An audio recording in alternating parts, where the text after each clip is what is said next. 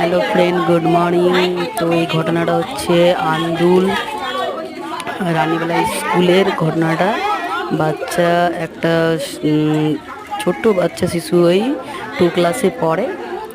তো বাচ্চা তার বাড়িতে একদিন আগে মাংস খেয়েছে, তার কিছুক্ষণ পরে দুধ খেয়েছে।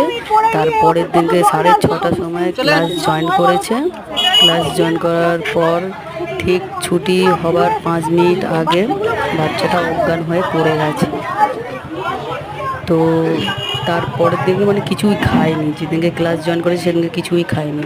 তো প্লিজ আপনারা এমন করবেন না, যেদিনকে মাংস খাওয়াবেন সেদিনকে প্লিজ আপনারা দুধ খাওয়াবেন না, কেন দুধ খেলে আর মাংস খেলে গ্যাস হয়।